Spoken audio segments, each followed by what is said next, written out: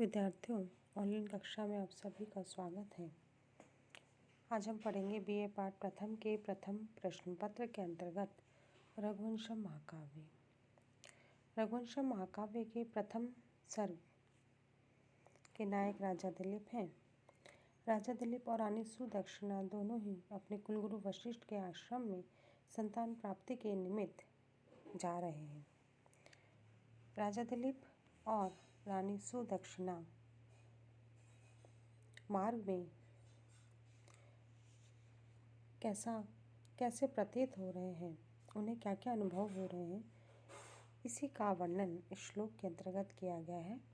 विद्यार्थियों, श्लोक संख्या 37 देखिए। माँ भूदाश्रम पीड़िते परिमेय पुरसरो अनुभाव विशेषातु सेना परिवृताविव के तपोवन में बहुत अधिक सेना की आवश्यकता नहीं होती है, इसलिए राजा दिलीप ने थोड़े से ही सेवकों के साथ में गुरु वशिष्ठ के आश्रम में जाने का निश्चय किया। तो अपनी संपूर्ण सेना को हटा दिया और कुछ ही सैनिकों को लेकर मार्ग पर चल दिए। श्लोक का अर्थ देखिए छात्रों कि आश्रम में विघ्न ना हो, आश्रम में सेना के साथ में किसी प्रकार की बाधा ना हो, इस विचार से राजा दिलीप ने थोड़े ही सेवकों को अपने साथ में लिया है। किंतु राजा दिलीप और रानी सुदक्षिणा अपने अतिशय प्रभाव, अपने विशेष तेज के कारण ऐसे प्रतीत हो रहे थे जैसे कि मानो वो सेना से घिरे हुए हों। अर्थात राजा दिलीप और रानी सुदक्षिणा दोनों अपने विशेष तेज के कारण ऐसे प्रतीत हो रहे थे जैसे कि मानो दोनों ही बहुत सारी सेना से घिरे हुए हों, उनके साथ साथ बहुत बड़ा सैन्य दल चल रहा हो।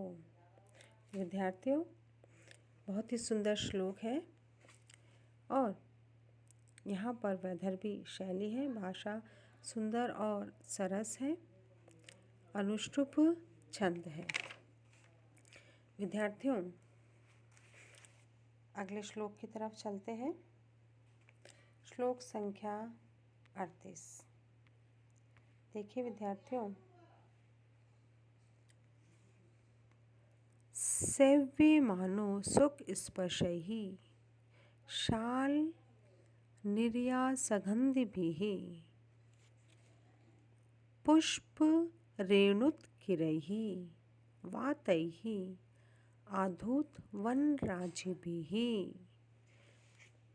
विद्यार्थियों, वशिष्ठ के आश्रम की ओर जाते हुए राजा दिलीप और रानी सुदक्षिणा की शीतल मंद सुगंध पवन ने सम्मान किया, उसी का चित्रण इस श्लोक में महाकवि कालिदास ने किया है।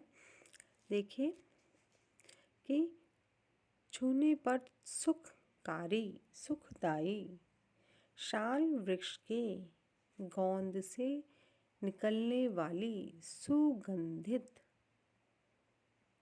शाल निर्यास सगंधी भी यानी सर्ज तरु से निकलने वाली सौरभ से युक्त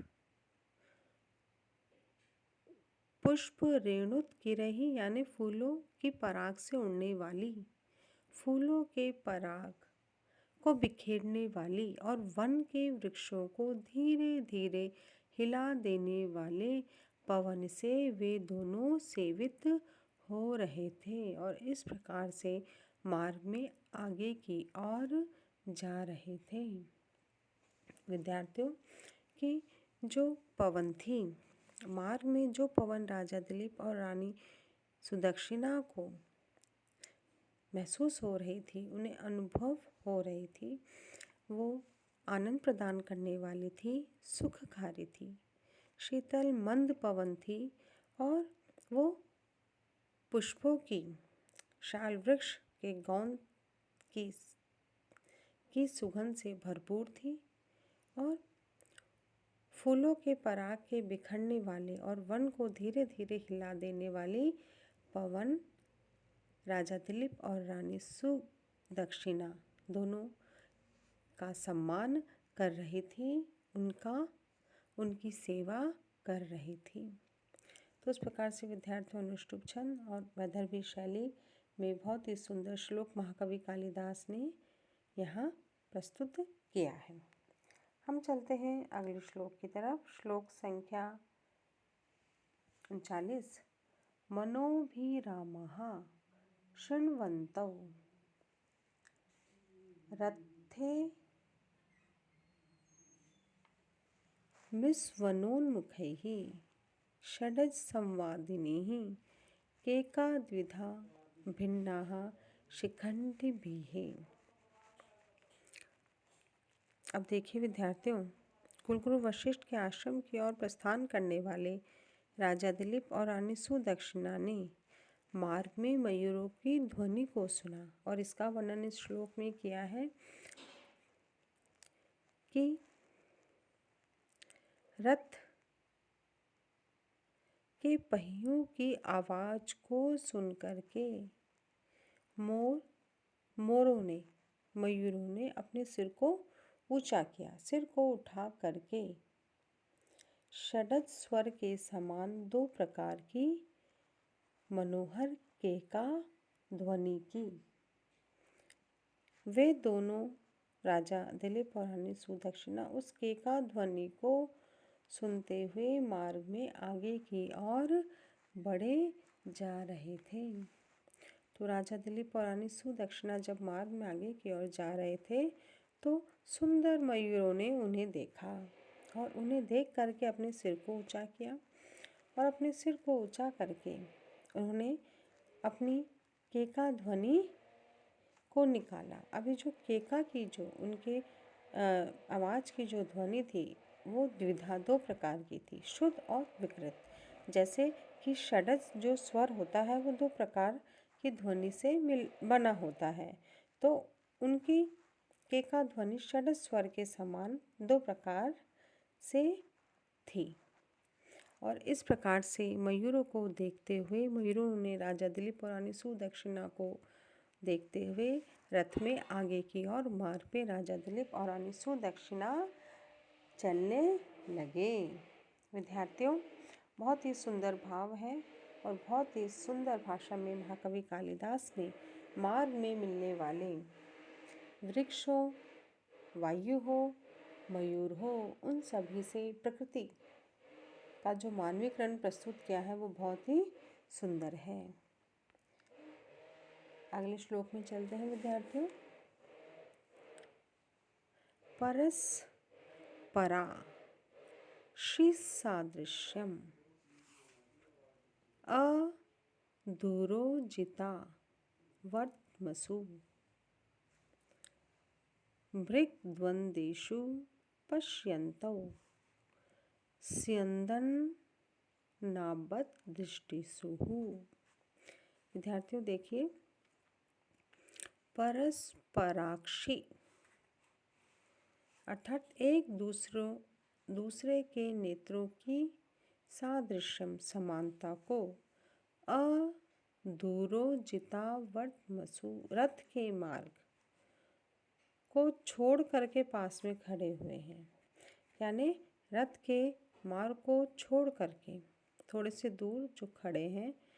मृग्द्वंदेषु, मृग्द्वंद यानी हरिण और हरिणियों में, पश्यन्तौ देखते हुए, स्यन्दनाबद्ध दृष्टिषु रथ की और नेत्रों से देखते हुए। विद्यार्थियों, इस श्लोक में राजा दिलीप और रानी सुदक्षिणा दोनों रथ पर आरूढ़ हैं और मार्ग में जा रहे हैं। तो मार्ग में हरिणों के द्वंद्वों ने उन्हें देखा। इसी का वर्णन इस श्लोक में महाकवि कालिदास ने किया है कि रथ के मार्ग से थोड़ी दूर हट करके हरिण और हरिणी खड़े हैं, उनका झुंड खड़ा है और वो राजा दिलीप और रानी सुदक्षिणा को देख रहे हैं और राजा दिलीप और रानी सुदक्षिणा भी उन हरिणों के द्वंद्व को देख रहे हैं। अब ये जो हरिण हैं, रथ में उनकी दृष्टि बंद रही थी।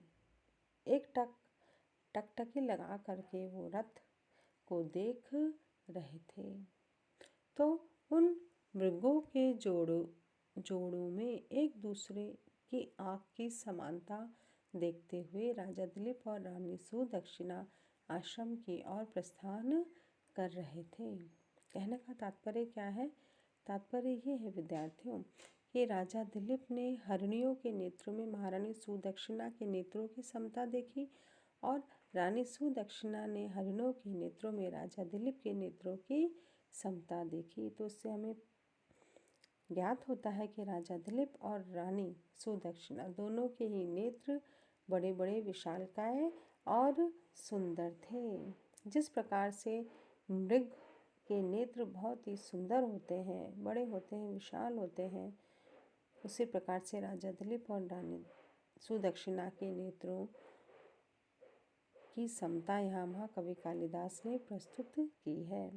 और मृग कैसे होते हैं? भोले भाले स्वभाव से होते हैं, देखने में मनोहर लगते हैं। ठीक उसी प्रकार से राजा दिलीप और रानी सुदक्षिणा रथ पर आरूढ़ हुए प्रतीत हो रहे थे। विद्यार्थियों, यहाँ पर अनुष्टुप छंद है, वैदर्भी शैली है और भाषा बहुत ही सरल है और सरस है। विद्यार्थियों, यहाँ पर भी महाकवि कालिदास ने प्रकृति का बहुत सुंदर मानवीकरण किया है। महाकवि कालिदास प्रकृति के चितेरे हैं, प्रकृति को कहीं भी नहीं छोड़ते हैं, चाहे वो बाह्य प्रकृति हो चाहे अंतः प्रकृति हो। विद्यार्थियों, इसी के साथ हमारा यह व्याख्यान यहीं समाप्त होता है। धन्यवाद।